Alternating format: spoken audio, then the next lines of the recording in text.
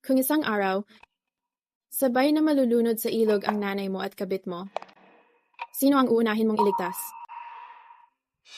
Dati, iniisip ko lang, na isa lang itong kalokohang tanong, hanggang sa dumating ang panahon, na narealitse kong, meron talagang taong kayang walang pagdadalawang isip iwan ang sarili nilang nanay.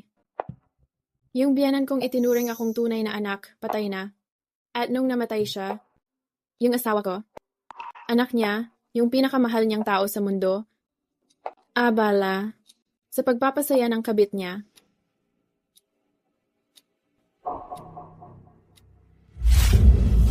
Hon, may inaasikaso lang akong emergency. Ikaw na muna bahala diyan. Tulungan mo ako. Hanapin mo si Blake. Blake Sutton, ikaw lang ang makakaligtas kay Mom ngayon.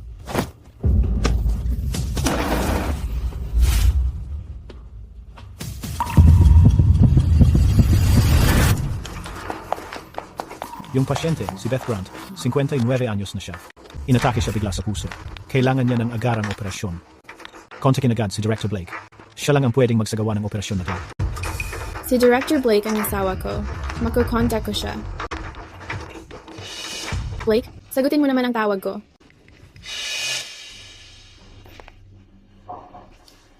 Blake, salamat sa lahat ngayong araw. Minor injury lang too. Pero ikaw pa rin ang tumakbo para sa akin. Walang problema. Basta tungkol sa'yo, kahit gaano kaliit, mahalaga sa akin yon. Oh.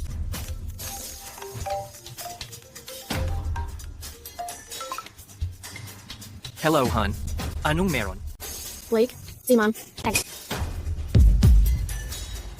Hon, may biglaan lang akong inaasikaso. Yung mga bagay diyan, ikaw na bahala. Elena, iligtas mo ako. Hanapin mo. Hanapin mo si Blake. Mom, hawak na kita. Tatawag ulit ako kay Blake agad. Kapit ka lang. Blake, sagutin mo ang tawag. Ipunin agad lahat ng orthopedic specialists para sa meeting. Blake, Nurse, wheelchair! Blake, inatake sa puso si Mom bigla. Emergency 2. Ikaw lang ang kayang mag-opera. Blake, sobrang sakit ng paa ko. Hindi ko na maramdaman. Ang bilis ng tibok ng puso ko. Mamamatay na ba ako? Blake, pakiusap? Huwag mo akong iwan mag-isa. Blake, Ah, ang bigat ng pakiramdam ko. bilisan mo. Dalhin siya sa operating room 3. Maghanda para sa orthopedic na konsultasyon. Blake, ikaw lang ang makakatulong kay Mama ngayon. Blake. Blake. Nasaan ka? Elena, tungkol sa lagay ng mama mo, okay lang naman maghanap ng ibang doktor, di ba? Honey, tama si Gina. Ang operasyon ng mama mo, kayang gawin ni Dr. Stephen Corbett. Pero si Gina nasaktan dahil kasama ko siya. Hindi ko siya pwedeng pabayaan. Ipasok niyo na siya, ngayon. Si. Blake Sutton, ano ba ang sinasabi mo? Nanay mo siya, ang babaeng nagluwal at nagpalaki sa'yo. Mamamatay na siya, hindi mo ba naiintindihan? Align, pwede bang itigil mo ang pagdrama? Mama ko nasa ibang bansa ngayon. Paano siya magiging nandito? Huwag mong gamitin ang pangalan ng mama ko para lokohin ako. Okay? Blake Sutton, hindi ka pwedeng umalis. Ikaw lang ang makakatulong kay Mama ngayon.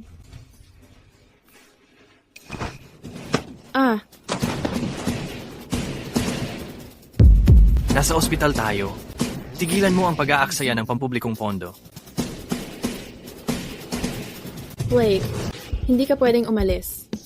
Blake.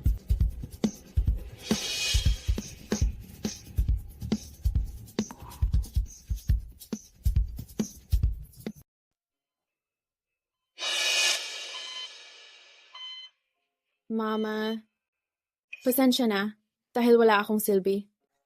Hindi ko napigilan si Blake. Elena, hindi kita sinisisi. Mabait kang bata? Ang anak kong lalaki. Kilala ko siya.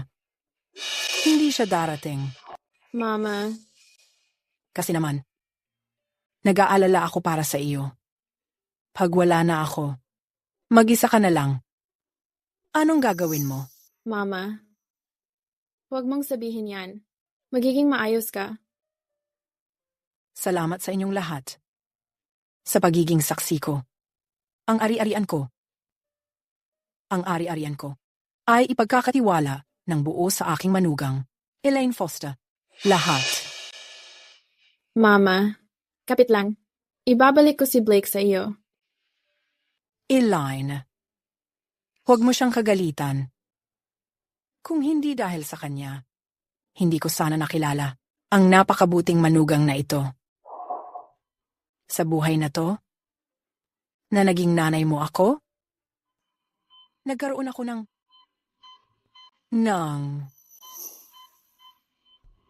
kaligaya.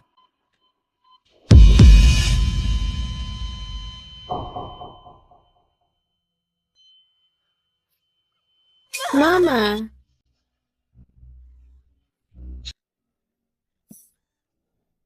Mama!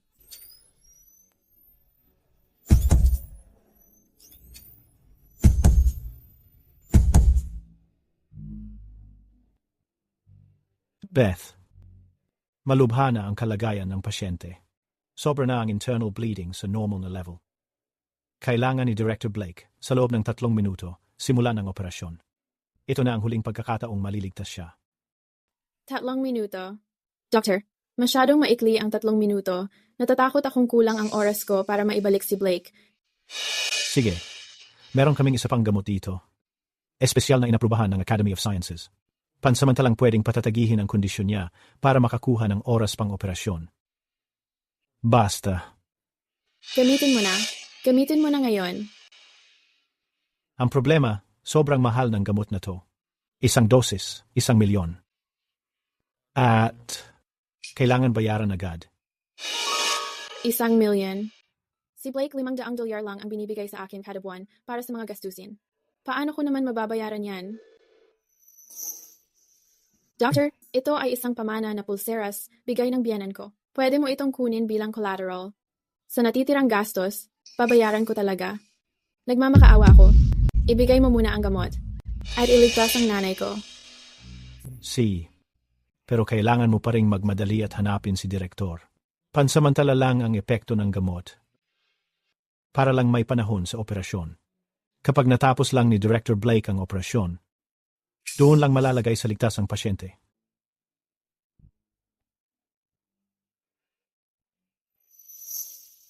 Ma, sibay lang.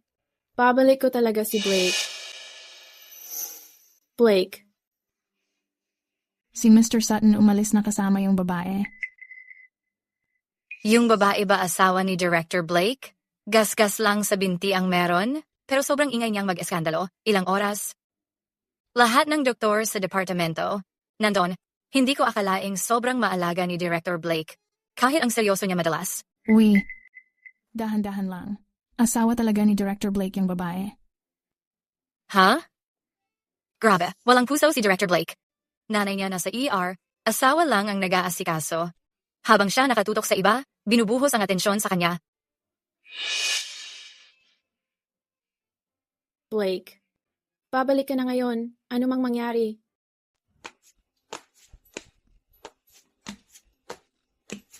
Gina, tatawagan ko ng sasakyan para sa'yo pa uwi. Magpahinga ka muna. Salamat sa lahat, Blake. Blake, kanina ba tinatawagan ka ng asawa mo? Baka dapat tingnan mo ang mama mo. Okay lang ako mag-isa. Gina, tinawagan ko na ng sasakyan para sa'yo. Darating na yun. Hindi naman masyado malala ang binti mo. Magpahinga ka lang pag uwi mo. Bantayan mo ang... Ay, Gina, Blake. Ang sakit ng binti ko. tulungan kitang tumayo muna. Gina, mas mabuti yatang ako na mismo maghatid sa'yo pa uwi. Pero tinatawagan ka ng asawa mo, di ba? Dapat bisitahin mo mama mo. Kung hindi, siya. Huwag kang mag-alala. Kasama ng mama ko si Elaine Foster. Ayos lang lahat. Hindi lang talaga kita pwedeng iwan na ganito. Lagi akong pabigat sa'yo. Blake, kaya ako naman mag-isa. Huwag ka nang magsalita. Halika, ihatid kita pa uwi.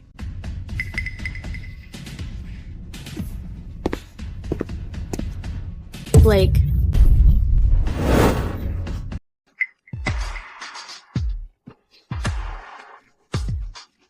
Ay, Elaine, sira na ulo mo. Hindi ka pa ba nagsawa kakayakap sa kanya? Kung tapos ka na, sumama ka sa akin. Elaine, hindi ganun yon. Napilayan si Gina. Kailangan ko siyang ihatid pa uwi. Blake. Dahil sa kanya, talaga bang iiwan mo ang sarili mong nanay? Elaine, tigilan mo na yung drama mo. Kakahiwalay lang ni Gina sa asawa. Mag-isa lang siya, walang matakbuhan. At ngayong pilay siya, ako ang may pananagutan sa kanya. Maintindihan ni Mama. Maintindihan? Dahil sa babaeng yan, iniwan mong mag-isa si Mama sa kwarto ng ospital at pinaliwala mo siya. Anong karapatan mong hingin ang pag-unawa niya? Tama na. Nasa pampublikong lugar tayo. Hindi ka ba nahihiya? Nahihiya? Nung yakap-yakap mo siya, bakit hindi ka nahiya nun? Elaine, alam ko, may galit ka kay Gina. Gusto mo lang gamitin yung pagkakasakit ni Mama para mag-eskandalo. Pero malapit ka nang mag-30, hindi ka pa ba marunong? Magpakahinog at matutong mag-prioritize? Sina nga? Sumama ka sa akin, puntahan natin si Mama ngayon. ay. Gina, Pasensya ka na, Blake. Gusto ko lang malaman kung kaya ko bang sumakay mag-isa. Gina, tulungan muna kitang tumayo. Tara na, ihahatid na kita pa uwi. See? Blake, hindi ka pwedeng umalis. Pag umalis ka, hindi mo maliligtas ang nanay mo. Anong sabi mo? Ang nanay ko. Elaine, gamitin mo naman ang utak mo kapag nagsisinungaling ka. Ganyan ba talaga galing mo magkunwari? Tuwing umuuwi si Mama sa bansa, lagi niya akong pinapasundo sa kanya. Nasa abroad siya ngayon. Paano siya nandito? Maaga siyang umuwi para surpresahin ka sa birthday mo. Palihim niyang ginawa. Surpresa? Parang galing sa baduy na teleserye yan. Akala mo talaga maloloko mo ako dyan. Sino maniniwala sa ganyang kasinungalingan? Alina, kung uuwi siya, tiyak sasabihin niya yon kay Blake. Ito ang critical condition notice ni Mama. Tingnan mo mismo.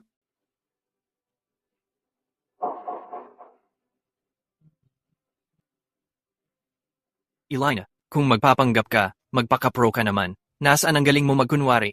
Una sa lahat, malusog lagi si Mama. At ito pang isa, PR syndrome daw? Wala pa yatang 10 ang may ganyan sa buong mundo. Tapos biglang magkakaroon si Mama? Tama, Elaine. Kung kailangan ni Mama ng tulong ni Blake, pwede mo namang diretsuhin. Bakit mo pa kailangan gumawa ng ganito? Para lang sumpain siya? Ano? Tama. Tama si Gina. Kung kailangan ni Mama ng tulong, sabihin mo na lang ng diretso. Bakit kailangan mong gumawa ng ganitong kasinungalingan? Parang sinumpa mo pa si Mama. Sobra ka naman.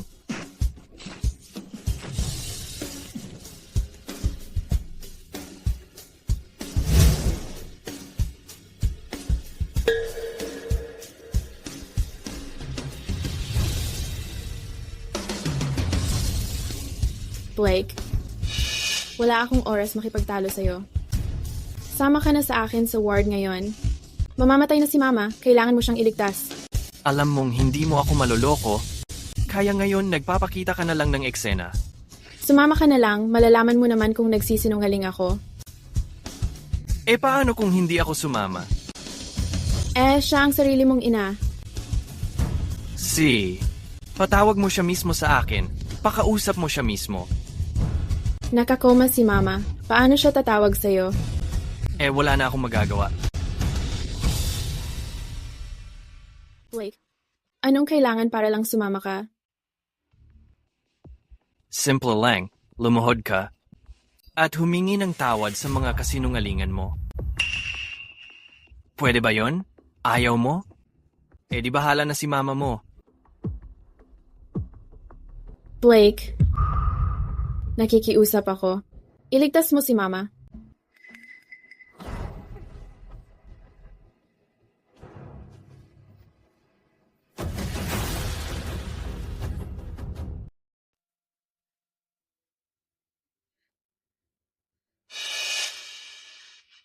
Blake, pumasok ka na bilis. Naghihintay sa'yo si Mama. Ikaw lang ang makakatulong sa kanya.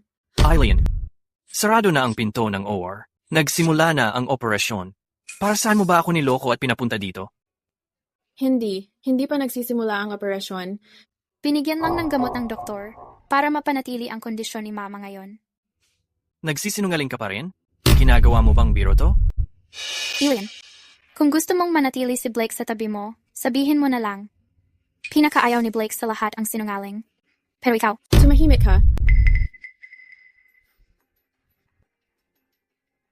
Ikaw ang dapat tumahimik. Mali ba ang sinabi ni Gina? Blake, nagmamakaawa ako, pumasok ka na agad. Kapag naghintay ka pa, baka wala ng oras. Eileen, naadik ka na ba sa pagpapanggap mo? Pwede ba? Magpakatino ka naman? Hindi talaga ako nagsisinungaling sa'yo. Doctor, kasama ko si Blake. Doctor, Eileen, tigilan mo na tong kalokohan.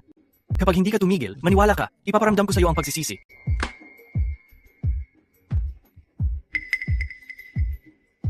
Beth, pasensya na. Huli na ang dating mo. Ang nanay mo ay, Dr. Miles, hindi na kailangan magpaliwanag. Opo, Director.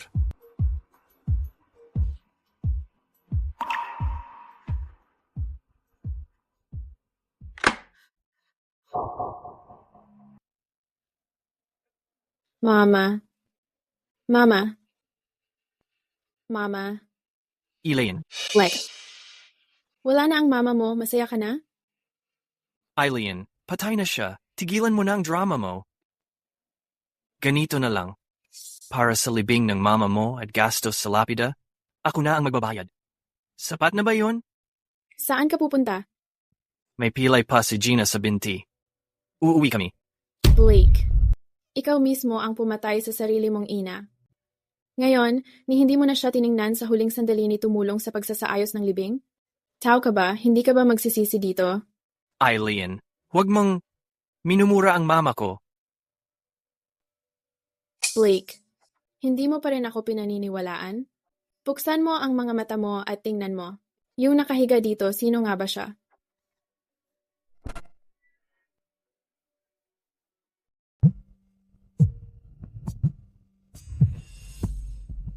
Uy! Sasakay ka ba? Kanina pa akong naghihintay. Oo, kuya. Andyan na kami saglit lang. Blake. Ay cremate na si Mama bukas. Talaga bang hindi mo siya gustong makita bago siya ilibing? Blake, sobrang sakit ng legs ko. Siguro kailangan mo muna akong ihatid pa uwi. Pwede ka namang bumalik para makita siya mamaya. Eileen, nasaktan ang binti ni Gina. Uuwi ko muna siya. Ikaw muna bahala sa mga ayos sa burol ng nanay mo ngayon. Blake, kung aalis ka ngayon, huwag kang babalik dito sa bahay. Ikaw, Blake, dahil sinabi na yan ni Eileen, siguro mas okay na dito ka muna magbantay sa kanya. Kayang-kaya ko na ito mag-isa. huwag mo siyang pansinin. Eileen, wala kang karapatan na pagbantaan ako. Kasalanan mo lang din ito. Ako nang bahala sa ilang gastusin sa libing ng nanay mo. Magbibigay rin ako ng malaking donasyon. Iwasang magsalita ulit ng ganyan. Blake. Bed. Kailangan mong pumirma para sa katawan.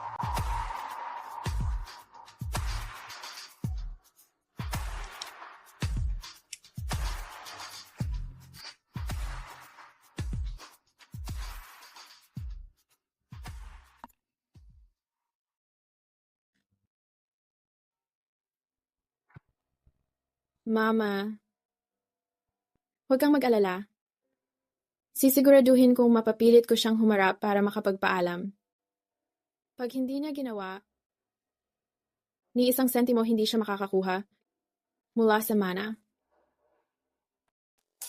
Blake, nakakahiya naman na isang bigating doktor tulad mo pa ang nagluluto para sa akin. bakit ka naman ang sobrang formal?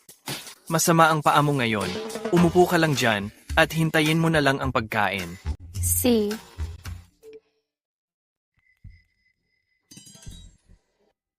Blake, nag-message na naman ang asawa mo.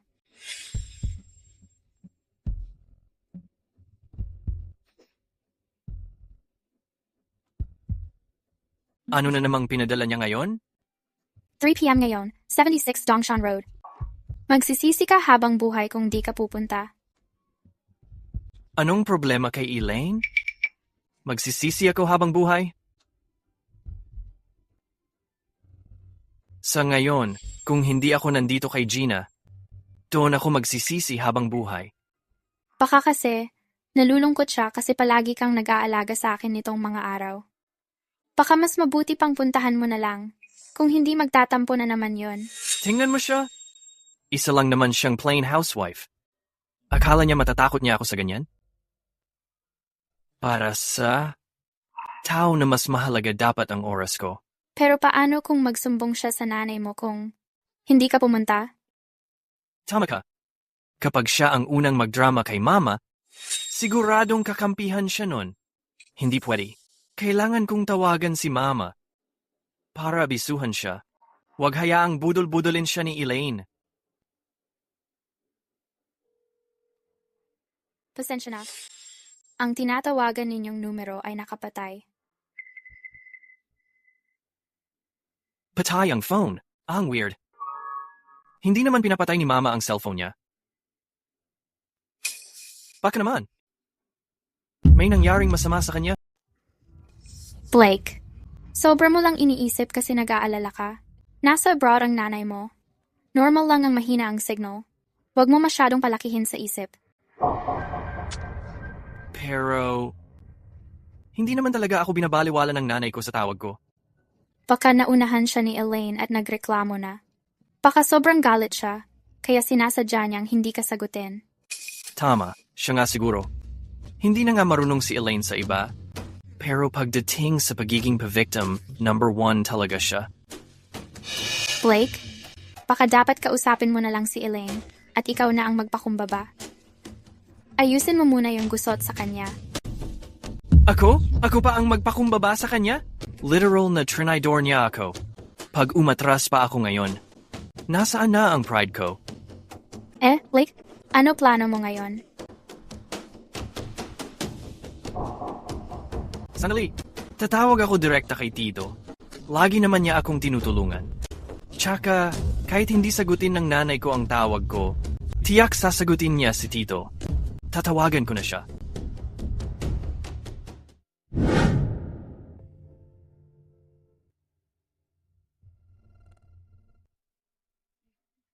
Grabe naman.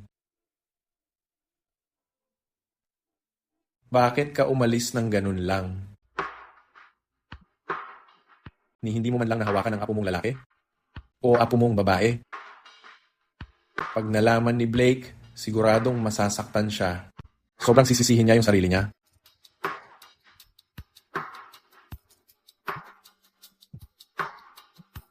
Mr. Grant, tumutawag po ang pamangkin ninyo.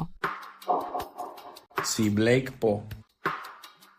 Siguradong tumatawag siya para apuruhin ako.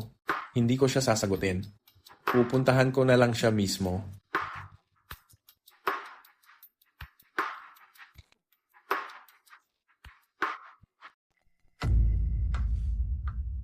Pinitin ako ng tito ko sa tawag. Blake, baka busy lang talaga ngayon ang tito mo. Baka nasa isang importanteng meeting siya. Kaya hindi niya masagot ang tawag. Oo nga, pwede naman talaga. May narinig akong balita. Yung tito ko, nakikipagnegosasyon daw sa isang malakihang international acquisition. Sobrang busy talaga siya. Baka wala talaga siyang oras ngayon.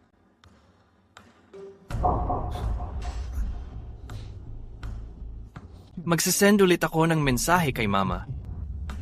Kapag may signal na ang phone niya, makikita niya agad yon. Oh, Para hindi siya malason sa kalokohan ni Elaine.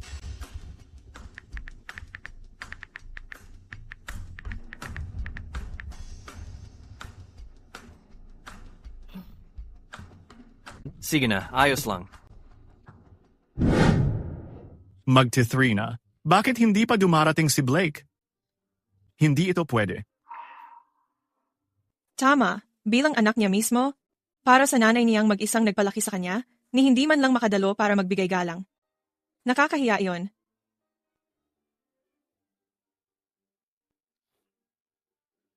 Hindi na ako maghihintay. Huwag ninyo nang hintayin pa ang taktang oras. Simulan na ang cremation. Elaine, wala pa si Blake. Talaga bang sisimulan mo na ang pagsusunog? Tito, nandito ka na pala.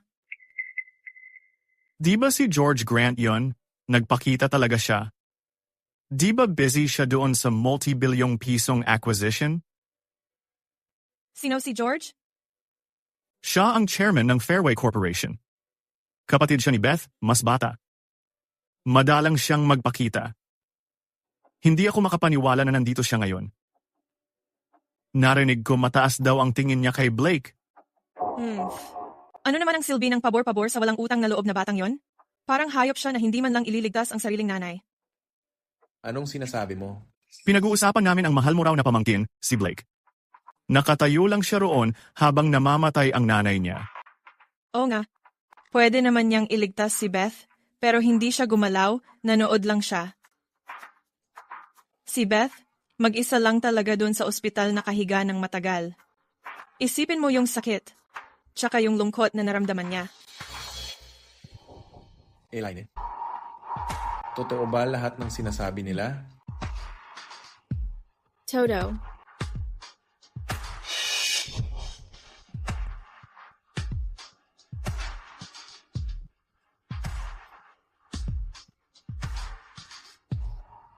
Ate, sorry. Huli na ako.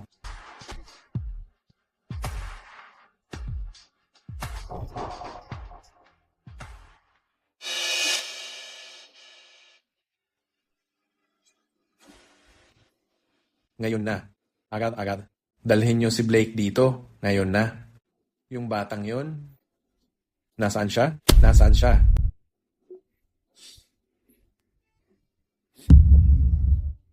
Tingnan mo yung pinost niya. Hindi pa malamig ang katawan ng nanay niya. May gana pa rin siyang makipaglandian sa iba, tapos mag-post pa sa social media. Kahiya-hiya siya sa pamilya. Lecheng walang hiya na yon?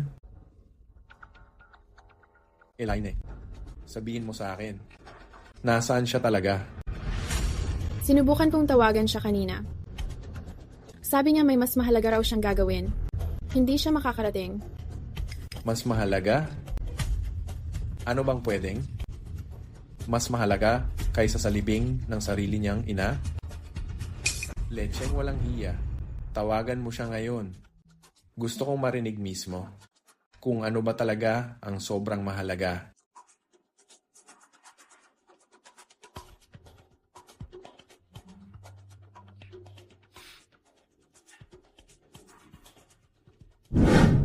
Hintayin mo lang dito. Ihahain ko na ang pagkain para sa iyo. Blake. Baka dapat ako na lang ang maghain. Ayoko namang makaabala sa iyo. Ingat.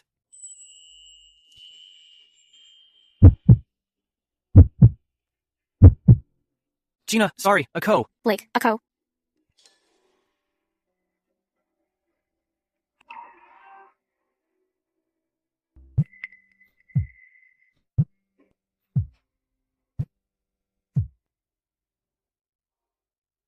Hello? Blake, nasaan ka ngayon? Malapit nang i-cremate ang nanay mo. Tio, naloko ka rin ni Elaine. Siya, umiyak ba siya sa'yo? Anong ibig mong sabihin? Tio, hindi mo pa ba naiintindihan? Nagsinungaling si Elaine para lang makarating ka dito at magamit ang pangalan mo. Para magmukhang maayos sa harap ng pamilya at makakuha pa ng mas maraming pera bilang regalo. Ganyan talaga siya. Ang dami niyang pakana. Regalo? Tio, since nandyan ka na, magbigay ka na lang ng funeral gift para sa akin. Hindi kailangang malaki. 10,000 okay na. Pampakitang gilas lang. Ako na ang bahala sa gastos. Ita-transfer ko na lang sa iyo mamaya. Blake, hayop ka? Anong klaseng kalokohan yan? Nanay mo yun. Ito yung libing ng nanay mo. Hindi siya naging nanay sa akin. Sige, tama na. Aalis na ako. May kailangan pa akong asikasuhin sa ospital. Kailangan kong pumunta ng mabilis. Ibinaba ko na ang tawag. Ayos ka lang ba? Ayos lang ako. Tara na. Okay. Mag-ingat ka.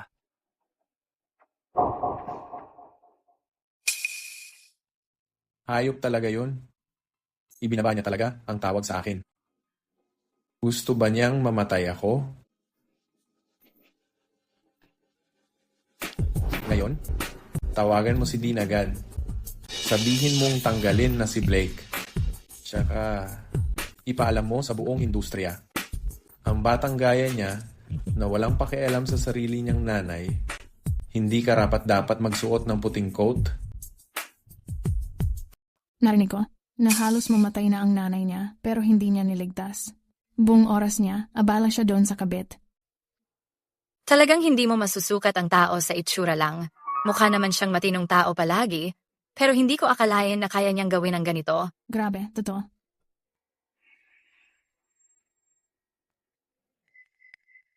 Anong ginagawa ninyong lahat dito? Director Blake, pinapatawag ka ng presidente sa opisina niya. Ang presidente? Ngayon na? Blake, baka naman sobrang galing ng performance mo nitong huli. Kaya gusto kang purihin mismo ng presidente at bigyan ka pa ng promosyon? Posible. Yina. Swerte talaga kita. Laging natin ng maganda pagkasama kita. Tara na.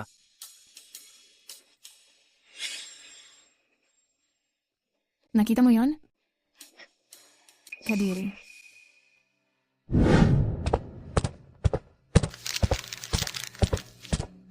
Presidente, pinatawag niyo po ako? Tungkol po ba ito sa metrics ng cardiology department?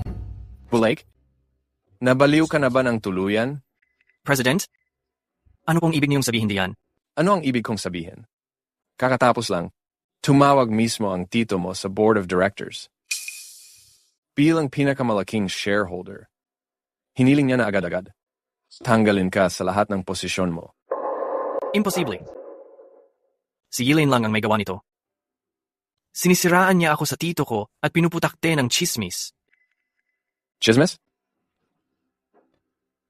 Blake, nung nasa kritikal ang nanay mo kahapon, bakit hindi mo siya niligtas?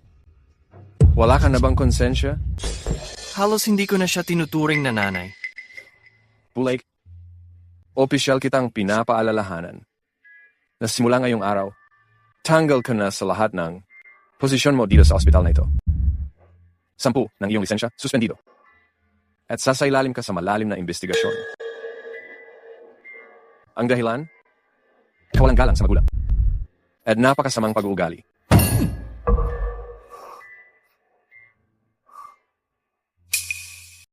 Ang weird nito. Bakit kaya ginawa ito ng tito ko? Blake, sa tingin mo ba may sinabi si Elaine na masama sa tito mo kaya siya nagalit sa'yo? Oh, sigurado, siya talaga. Hindi lang pinalabas ni Elaine na nagpakitang gilas ang tito ko. Nagpasimula pa siya ng gulo at sinadya niya akong siraan. Tama. Sobrang lumampas na si Elaine. Kahit gaano pa ka-dramatic yung ginagawa niya, hindi niya dapat idamay ang tito mo o sirain ang career mo, Blake. Hindi. Kailangan kong tawagan ang tito ko at ipaliwanag ang lahat.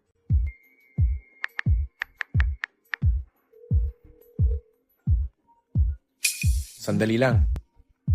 Tawag siguro ni Blake yon. Malamang nagsisisi siya.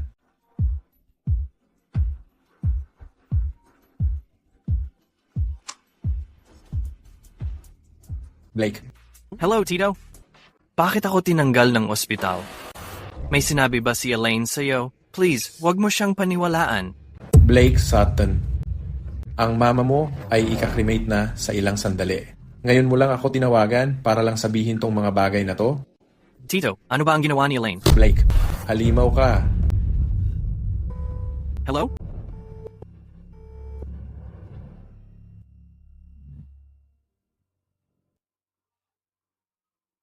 Ate, ano bang ginawa mo sa nakaraang buhay? At nagkaanak ka ng halimaw? Simulan na ang cremation. Si Tito, pinabaan ako ng tawag. Blake. Galit na galit ngayon si Tito. Siguro, mas mabuti ngayon. Kung ikaw na ang lumapit kay Elaine. Kahit pa mapatigil mo lang siya sa kakaimbento. Lumapit ako? Bakit ako lalapit sa kanya? Wala naman akong ginawang mali mula pa noon.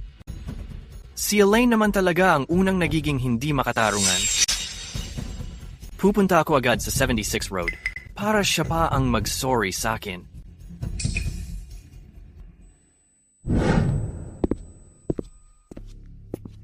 Blake? Bakit ang tagal mo? Tito, huwag kang magpaloko sa kanya. Itong babaeng to, panay kasinungalingan tsaka super sama ng ugali. Ano bang pinagsasabi mo? Blake, ano ba talaga pinagpuputok ng butchi mo? Elaine Foster? Sinasabihan na kita. Mas mabuti pa, bilisan mo at itama mo ang mga sinungaling mong sinabi tungkol sa akin. Tapos, lumuhod ka at humingi ng tawad. Kung hindi, makikipag-divorce na ako ngayon din. Buwisit ka. Ni hindi ka man lang nagpakita. Nung mamamatay na ang nanay mo. Ngayon wala na siya. Ni kaunting pagsisisi, wala ako nakita. At pati asawang mo, pinagbubuntungan mo ng galit. Wala ka na talagang konsensya. Blake, kung hindi ka naniniwala, silipin mo na lang. Tingnan mo kung sino ba talaga ang nakahiga doon.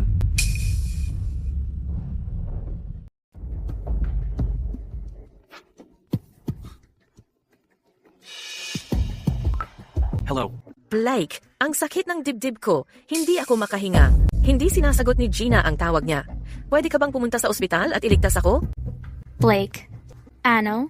Sinisumpong ang puso ng nanay mo. Nasa ospital siya ngayon. Mukhang masama ang lagay. Blake, please. Kailangan mong iligtas ang nanay ko. Siyempre. Blake, anong ginagawa mo? Ganito na ang nangyari. Hindi ka ba papasok para makita ang nanay mo sa huling pagkakataon? Tito, ang nanay ni Gina ay nasa delikadong kalagayan. Kailangan ko nang pumunta. Para sa nanay ng iba, hindi mo man lang bibisitahin yung sarili mong nanay. Sa huling pagkakataon? Tito, ang nanay ko ay nasa ibang bansa at masaya. Tigilan mo na nga ang pagiging makulit, okay? Kailangan ako ng nanay ni Gina para mailigtas siya. Hindi ko na pwedeng sayangin ang oras. Sayangin ang oras? Blake, kung aalis ka, huwag mo na akong tawaging Tito. Kino, ang pagliligtas ng buhay ang trabaho ni Blake. Nasa critical na kalagayan ang nanay ko ngayon. Hindi mo dapat hayaan na ang sariling kapritso mo. Ang dahilan para iwan niya ang mama ko na mamatay. Magligtas ng tao? Eh bakit kahapon, nung nasa operating table si mama, iniwan mo siya na parang wala lang? Elaine, tapos ka na ba? Kahapon, naging unreasonable ka lang para maramdaman kong may utang na loob ako sa'yo. Sige, ngayon pati si Tito ay panig na sa'yo. Masaya ka na ba? Blake, ayokong makipag-away sa'yo. Pumasok ka lang at tingnan kung sino talaga ang nakahiga dyan sa loob. Sobra na, Elaine. Hindi kailangan ng kapatid ko ng anak na walang utang na loob para magluksa para sa kanya. Sabihin mo na lang na umalis siya. Tito, mukhang ulyanin ka na. Huwag mong hayaan si Elaine na gamitin ka nang hindi mo namamalayan. Ikaw.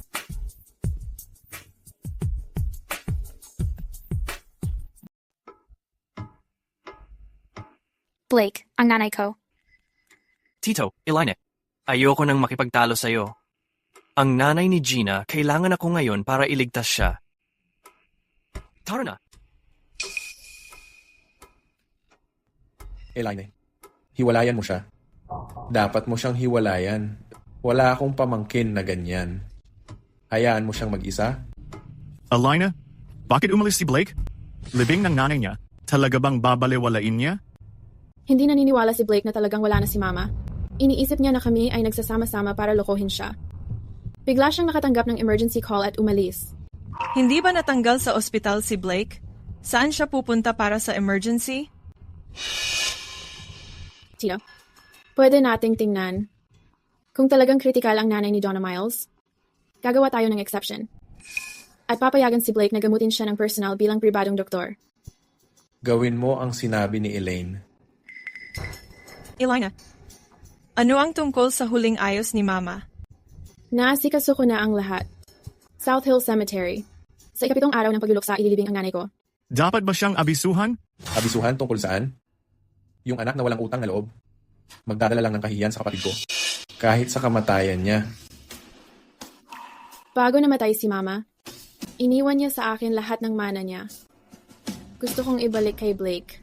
Bakit mo ibabalik? Tingnan mo nga siya ngayon. Karapat-dapat ba siya sa mana ng kapatid ko? Isipin mo na lang, ito ang huling pagkakataon ni Mama para sa kanya. Pero kung hindi siya magpakita sa ikapitong araw, wala nang magiging ugnayan sa pagitan namin.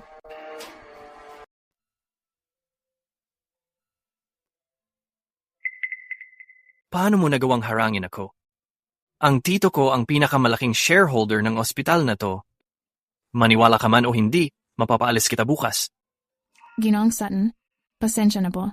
Ito po ang patakaran. Natanggal ka na sa trabaho. Wala ka na sa posisyon o autoridad. Ikaw,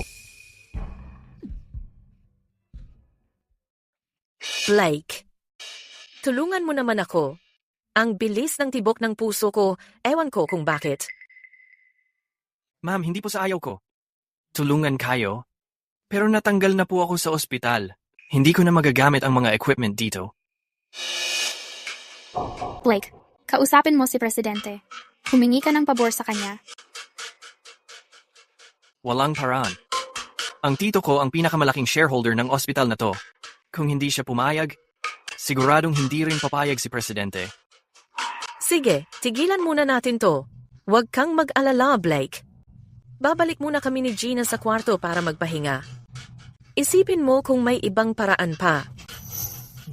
Ihatid mo muna siya sa kwarto para magpahinga.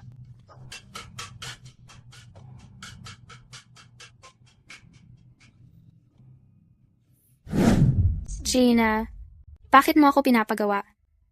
Nang kunwaring sakit? Parang may napansin ang tito ni Blake at ang asawa niya. Gusto nilang gamitin ang pagkamatay ng nanay niya para mapapayag siya. Ano? Tumakas na lang tayo dito. Tigilan mo na, huwag ka nang makialam. Paano kung mas lumala pa ang problema? Ma, alam mo ba, kung magkano na ang kinita ko kay Blake sa mga nakaraang taon? Sa alahas at regalo, halos $5 milyong na. Bukod pa roon, ang dami kong oras. Ang ginugol. Hindi ko basta-basta pwedeng iwanan to. Pero mapapansin din ni Blake Sutton na may kakaiba. Anong gagawin natin pag ganun? May kaibigan akong hacker na magaling sa AI. Pwede ko siyang papag-generate ng mga photo at video. Gagawin natin na hindi muna gumalaw si Blake. Tapos, magpapasiklab tayo ng malaki.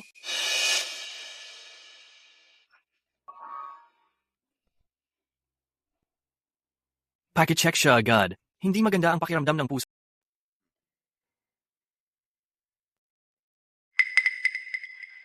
Kumusta siya? Director Blake, napaka-stable ng vital signs ng pasyente. Ang tibok ng puso niya, pressure ng dugo, at level ng oxygen ay lahat nasa normal na antas. Base sa mga resulta ng mga pagsusuri, wala namang nakita na sakit sa katawan niya. Ang palpitasyon ng puso niya ay maaaring dulot ng mga psychological at emosyonal na dahilan. Dahil maayos naman ang lagay niya physically. Nakagaan ng loob ko. Salamat, Doc. Pinahahalagahan ko ang tulong mo. Pwede ka nang bumalik sa trabaho mo ngayon. Blake, okay na si Mama ngayon. May konting problema lang sa kaisipan. Dadalhin ko siya sa therapist at magiging ayos din siya. Huwag ka nang mag-alala. Gina, ang tagal na talaga. Dapat nakita na ni Mama ang mga message na pinadala ko sa kanya. Bakit hindi pa rin siya tumatawag pabalik? Baka naman, totoo talagang. Blake, pinapalala mo lang sa sarili mo. Baka nakita na ni Mama ang message. Kinausap muna si Elaine. At napaniwala siya nito. Kaya siguro sinasadya ka niyang deadmahin para turuan ka ng leksyon ng harapan. Susubukan ko ulit siyang tawagan. Nag-aalala pa rin ako.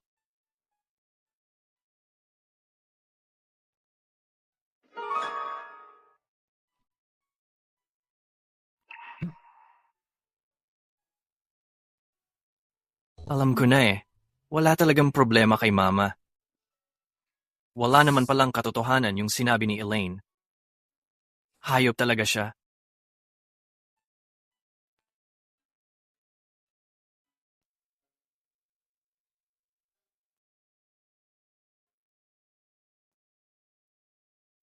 Elaine, tumayo ka na.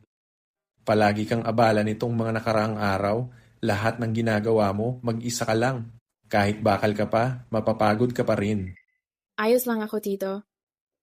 Wala na si Mama. Kailangan ko siyang bigyan ng matinong paglisan. Walang pakialam kung gaano kahirap. Bukas ang ikapitong araw. Ililibing na siya. Bakit si Blake ni hindi nagpakita? Ano bang problema niya? Bakit mo pa siya binabanggit? Walang puso, walang utang na loob na bata. Kung nandito man siya, mas lalo lang hindi mapapahinga si Beth ng payapa.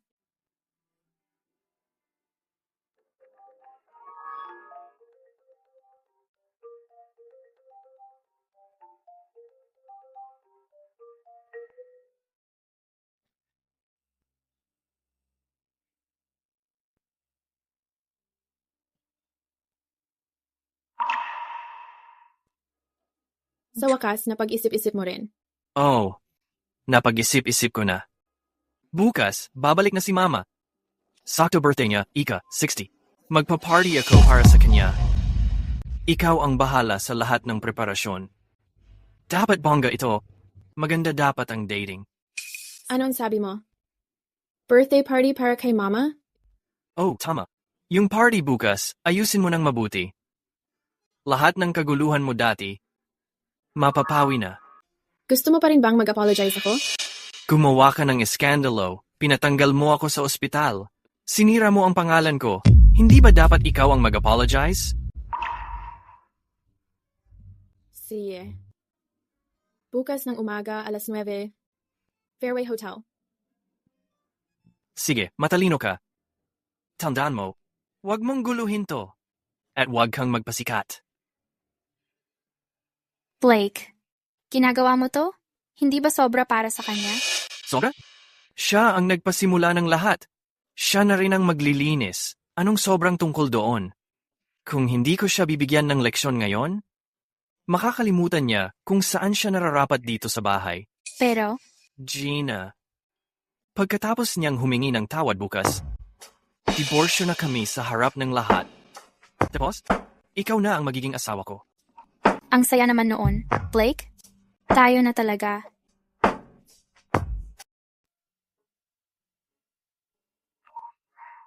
Blake, sabihin mo nga, paano pinlano ng asawa mo lahat ng to?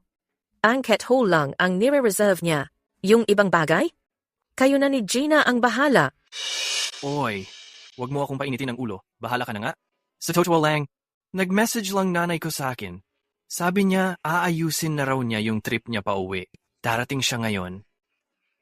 Gagamitin ko na rin tong pagkakataon para ipakita sa lahat kung sino ba talaga si Elaine. Di ba ngayong araw ang ikapitong araw mula nang namatay siya? Bakit parang piyesta ang dating nito? Anong meron dito? Bakit nandito siya? Kung alam ko lang na nandito siya, kahit anong pagmamakaawa ni Elaine, hindi ako pupunta. Kung ayaw mo dito, pwede ka namang umalis ngayon din. Sa susunod, huwag kang hihingi ng tulong kay nanay. Blake, ngayong araw ang ikapitong araw mula nung namatay ang nanay mo. Pero nagpa-party ka para sa birthday na walang kwenta? Tao ka ba? Tito. Ika, 60 na birthday ng nanay ko ngayon. Nagpapa-party ako bilang pagdiriwang. May problema ba dun? Tito, bakit mo ko sinaktan? Huwag mo akong tawagin Tito. Hindi ko kaya ang kahihiyan. Ang isang hayop na walang pakialam. Sa sariling ina, hindi ko pamangkin. Tito, bakit naniniwala ka pa rin sa mga kasinungalingan ni Elaine? Niloko niya kayong lahat.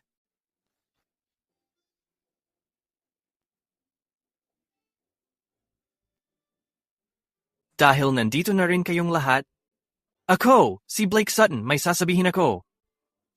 Si Elena? Pinapeke lang niya ang balita tungkol sa pagkamatay ng nanay ko. Ang habol lang niya ay makuha ang mana ng nanay ko. Tingnan niyo. Ito ang picture na pinadala mismo ng nanay ko ngayon lang. Maayos siya, walang problema. At Blake, ngayon ang ikapitong araw mula nang pumanaw ang nanay mo. Hindi ka ba pwedeng kumalma kahit sandali? Bakit walang naniniwala sa akin? Blake, kung si Beth ay tumitingin mula sa langit, nakikita niyang ganyan ang ugali mo ngayon, siguradong sasampalin ka niya para matauhan ka. Alam ko, matatanda na kayong lahat at makakalimutin. Ang mga bola ni Elaine ginawa kayong sunod-sunod sa gusto niya. Pero hindi ako. Malinaw ang mga mata ko. Ngayon, ibubunyag ko kung sino talaga siya. Tumahimik ka. Blake Sutton, sobra ka na ba sa gulo? Hindi pa. Ngayon, papatawan ko ng kabayaran ang lason na babaeng si Elaine Foster. Dapat niyang pagbayaran ang lahat. Anong kabayaran ang dapat kong gawin? Lumahod ka. Humingi ka ng tawad. Tapos, magpa-divorce ka na. Lumayas ka sa bahay ko. Napakatanga mo, Blake. Talaga bang iniisip mo? Si Elina ay isang simpleng housewife lang? Kung hindi siya ang nag-manage ng kumpanya para sa nanay mo sa lahat ng taon, matagal nang bagsak ang negosyo ng mama mo. Tama. Siya ang nag-asikaso ng lahat, loob at labas. May bagay bang hindi nagawa ni Elaine? Nagawa mo ba ang tungkulin mo bilang asawa o bilang anak? Oo nga, sa iyo lang. Si Elaine ang nagpakita na parang anak talaga ng nanay mo. Araw at gabi si Elaine nag-aayos ng burol at lahat ng kailangan. Kasi naloko niya kayong lahat. Lahat ng ginawa niya para makuha ang mana ng pamilya ko. Elaine, pakisabi ko lang sa iyo, aalis kang wala kang dadalhin. Blake, bago pumanaw si Mama, iniwan na niya lahat ng ari-arian niya sa akin. Ang aalis na walang makukuha ikaw iyon. Elaine, paano mo nagagawang sumpain ang mama ko? Ano? Blake, kunin mo ang testamentong ito at tingnan mo mismo.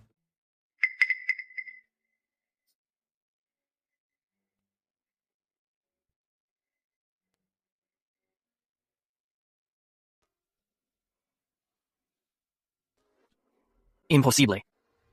Peke, Dodd. Paano nangyaring walang iniwang kahit isang sentimo sa akin ng nanay ko? Yung mga kotse, bahay, stocks, lahat napunta sa'yo? Ako ang anak niya mismo. Blake, ikaw ang dapat umalis dito. Hindi ka bagay dito. Hindi. Hindi pa patay ang nanay ko. Peke ang lost will na to. Pinagpepeke mo to. Ano bang binabalak mo? Blake, itong testamento na to, pinroseso ng isang lehitimong law firm. Kumpleto ang legal na proseso. May mga abogado at medical staff na sumaksi rito. Ganap na legal at valid ito. Kung kinu-question mo ito, parang kinakalaban mo na rin ang batas mismo. Tito, kilala mo na ako mula bata pa lang ako. Bakit palagi mong pinapanigan si Elaine Foster? Isang iba, para lang kontrahin ako? Dahil nga kilala na kita mula bata ka pa. Kaya hindi ko pwedeng hayaan patuloy mong ulitin ang mga mali at maging ganun ka katigas ang ulo. Sinisira mo na ang pinaghirapan ng mama mo habang buhay niya. Niloloko lang kayo. Napaniwala kayong lahat. Pagdating ng nanay ko, malalaman natin ang totoo dito. Blake, wala na si Mama. Hanggang kailan mo ba dadayain ang sarili mo? Blake, huwag kang palilin lang sa kanya. Di ba sabi ng nanay mo pauwi na siya? Elaine, tigilan mo ang mga pinagsasasabi mo. Tama. Kakasend lang niya ng message sa akin. Bakit ba ayaw niyong maniwala sa akin? Blake Satan, paano ko magagawang mag-isa na lokohin ang lahat ng matatanda rito? Pati batas? Baka naman, ikaw ang niloloko niya? Blake, paano ko naman magagawang magsinungaling sa'yo? Kung hindi naniniwala si Elaine, pwede kang mag-text at tanungin ang mama mo. Baka na-traffic lang siya. Oh, na-delay ang flight. Tama. Ayos lang siguro ang nanay ko. Bakit ka natatakot tumawag? Donna. Baka naman nasa eroplano na siya ngayon. Kapag hindi makontak, Elaine, sasabihin mo na naman na may nangyari uli sa kanya? Sa totoo lang, hindi yun ang dahilan. Kasi ang cellphone ni Mama, nandito lang sa atin simula kanina. At heto na ang susunod na video. Gusto kong makita ito ng lahat.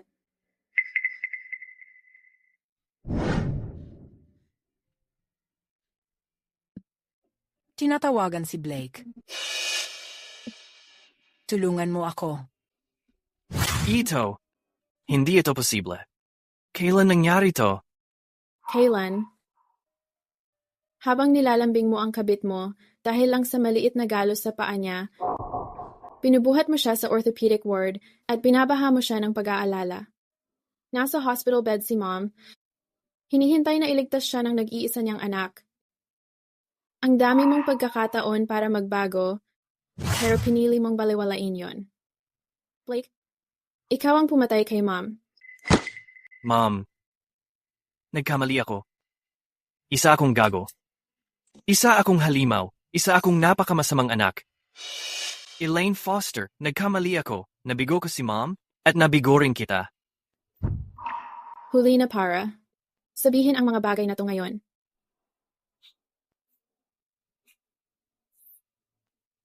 Donna, puda ka. Kasalanan mo lahat to. Kasalanan mo na wala ako para iligtas si Mom. Blake, niloloko ka niya gamit tong video na to. Peke to. Peke? Naglalakas loob ka pang magsinungaling sa akin? Simula ngayon, bawat salitang sasabihin mo, hindi ko na paniniwalaan kahit isa. Blake, hindi ko sana sasabihin sa'yo kung saan ilalibing si Mom. Pero dahil ikaw lang ang anak niya, bibigyan kita ng huling pagkakataon. Bukas ng hapon, sa Southside Cemetery, magpaalam ka na kay Mom. Pupunta ako. Nandoon ako. Sisiguraduhin kong nandoon ako. Mga guard, palabasin tong putang to at yung matandang unggoy. Blake, huwag mong hayaang lokohin ka niya. Tingnan mo, telepono ni Mom too. Tumatawag siya. Hello, Blake? Mom? Blake, anong balita? Bakit ka umiiyak pa rin? Matanda ka na. Para ka pa ring bata kung umasta. Na-delay lang naman yung flight ko. Bukas na ako makakarating. Maaga pa. Sige na, bababa na ako. Nandito na mga kaibigan ko. Ibababa ko na tong tawag. Kita tayo bukas. Si Ma. Kita tayo bukas, ha? Buti na lang, nakakolekta ako ng sapat na sample ng boses. Kung hindi, tongue AI voice changer. Hindi magiging totoong-totoo pakinggan. Blake, ayos ka lang ba? Kita mo? Ayos na ayos si mama mo.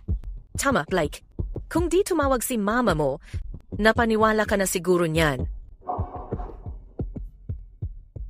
Elaine, ang kapal din ng mukha mo. Pauwi na si mama ko, tapos niloloko mo pa ko? Blake, hindi mo ba naririnig? Yung nasa telepono, iba naman yung tono pati pananalita kesa kay mama. Gumagamit siya ng voice changer. Elaine, akala mo tanga ako? Si mama yon. Paano ko naman mapagkakamalan boses niya? Oh, paano mo ngayon ipapaliwanag tong telepono? Elaine, nagmadali si mama lumabas ng bansa. Nakalimutan niya phone niya. Normal lang naman na bumili ng bago. Tsaka, yung tawag kanina, galing din naman sa unknown number. Tigilan mo na nga palusot mo, Elaine. Kita-kita na ang ebidensya. Kung may konti ka pang konsensya, magsabi ka na ng totoo ngayon. Blake, wala ka ng pag-asa. Kung gumagana pa utak mo kahit papaano, dapat ay agad itigil mo na tong kalokohan mo. Sabay ka na sakin para ilibing si mama. Elaine, kung uuwi naman pala si mama bukas, bakit hindi na lang natin hintayin na dumating siya mismo? Bakit ang apura mo sa libing? Tama. Feeling ko, guilty ka lang. Gusto mo lang apurahin para matapos na agad. Para sa'yo na mapunta agad ang mana. Oo nga. Pakiramdam ko may tinatago ka. Blake Sutton, alam mo ba talaga kung ano ang ritual sa ikapitong araw? Ang oras ng libing ni mama. Ang pumili ay ang dakilang guro. Hindi pwedeng baguhin. Tigilan mo na ang paggamit ng mga pamahiin para lokohin ako. Halata namang may tinatago ka. Sinusubukan mong itago yon? Blake. Nung nasa ospital si mama at hindi natin alam kung mabubuhay siya o hindi, nasaan ka noon? Nung si Elaine ay nagkakandara pa para asikasuhin lahat ng kailangan, nasaan ka rin? Anong karapatan mong diktahan kami kung anong gagawin? Tama na, Tito.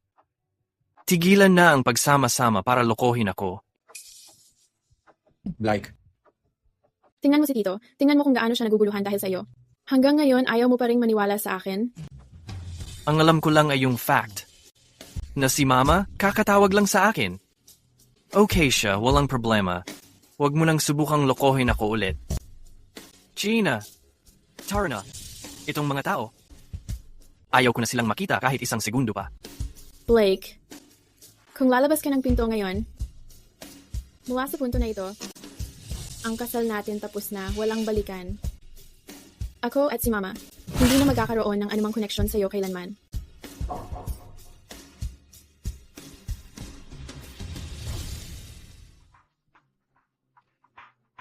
Mga kamag-anak, mga nakakatanda at mga kaibigan. Pasensya na sa nangyaring eksena. Ngayon, Elaine, ang libing ni Beth. Tuloy pa rin ayon sa plano. Gina, Mrs. Grant, pupunta na ako sa airport para sunduin ang nanay ko. Blake, mag-ingat ka sa daan. Magmaneho ka ng maayos. Ingat ka sa biyahe. Balik ka agad, ha? Oh, alam ko na.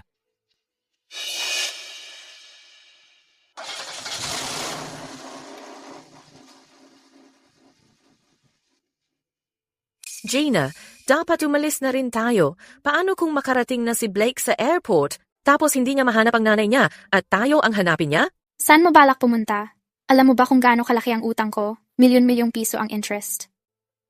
Kung hindi natin makukuha ang mana, kahit magtago pa tayo kung saan-saan, wala rin.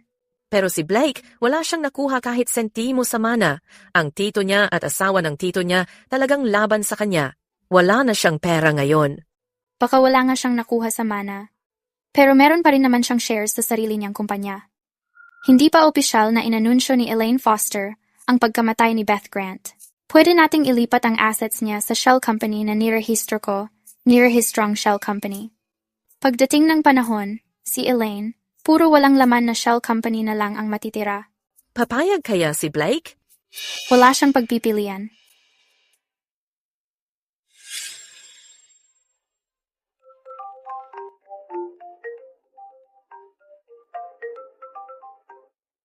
Hello? Sino to? Blake. Mama? Malapit na ako sa airport. Hintayin mo ako. Nasa amin ang nanay mo. Maghanda ka ng 300 milyon? Kung hindi, hindi mo na makikita ang nanay mo.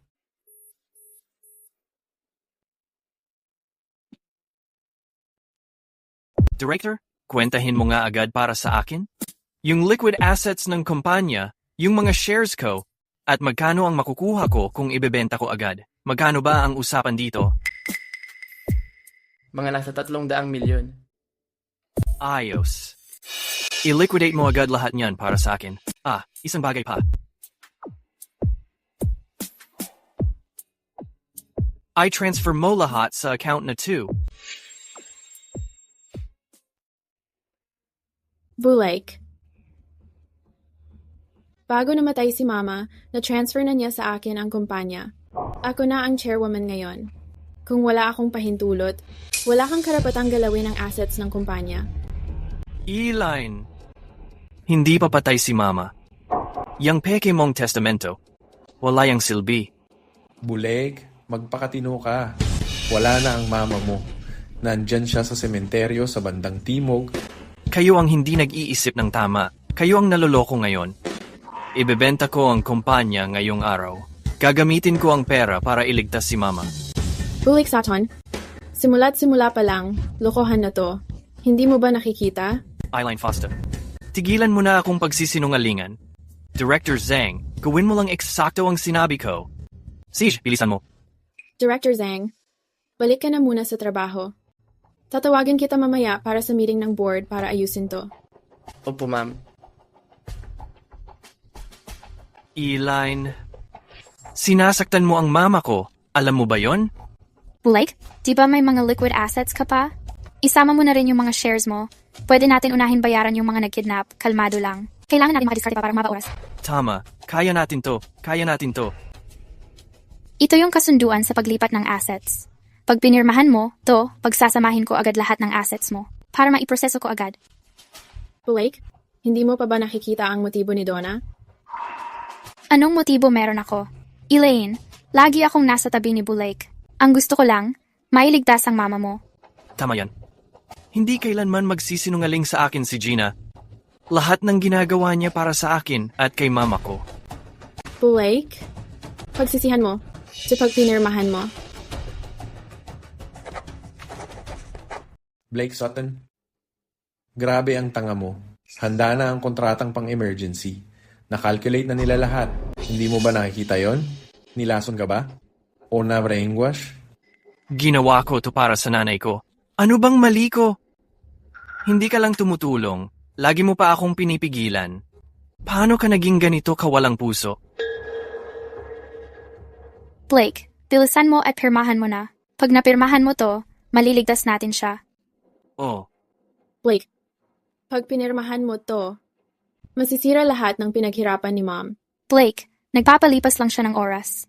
Bawat segundo, pwede nang maging huling pagkakataon. oh. Para sa nanay ko, gagawin ko lahat.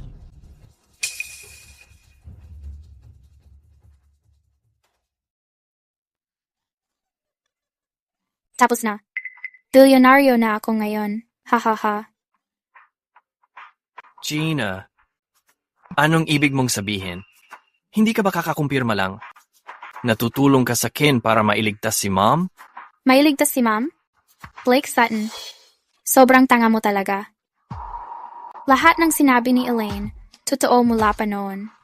Matagal nang patay ang nanay mo. Mahigit 1 linggo na. Blake, mula sa pagkakaospital mo nung umpisa hanggang sa peking pagdukot na to, lahat yun ay plano ko lang para sa'yo. Anong masasabi mo?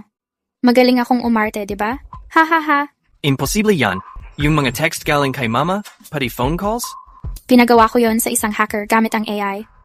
Aminin mo, mukhang totoo, di ba? Island. Sa totoo lang, nakakaawa ka na. Pinaghirapan mo ng sobra. Pero kahit anong gawin mo, hindi ka pa rin pinaniwalaan ng lalaki mo. Patay na siya. Ako ang pumatay sa nanay ko. Blake, nung pinili mong alagaan ang babaeng to, ang mama mo, patay na siya noon pa. Hindi. Hindi totoo yan. May tao ba dyan? Dekpin ang babaeng to. Anong basehan? Lahat ng to puro desisyon lang ni Blake Sutton. Akala mo ba talaga na makakalusot ang kontratang puno ng butas na ganito? Donna, ang tanga mo. Ano bang ebidensya mo? Yung CCTV sa opisina at ang salaysay ng nanay mo. Sapat na yon para sa akin. Ang mama ko? Dalhin sila palayo. Kasama ang mga ebidensya ng krimen nila, isurrender sila sa pulis.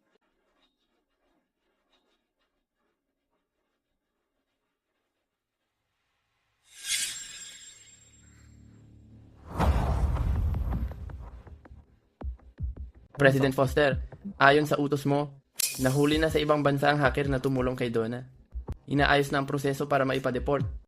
Magfa-file ang legal department ng kumpanya ng maraming kaso laban sa kanya. Makukulong siya habang buhay. Isa pa, tungkol kay President Sutton. Parang hindi na maayos ang lagay ng isip niya. Nakikita raw siyang palakad-lakad sa kalsada. Kapag may madaanan siyang babaeng medyo may edad na kamukha ng dating chairwoman, bigla siyang lalapit, lulumuhod umiiyak, at paulit-ulit na humihingi ng tawad. Wala nang makapigil sa kanya. Dalhin siya sa pinakamagandang mental facility. Opo, Chairman.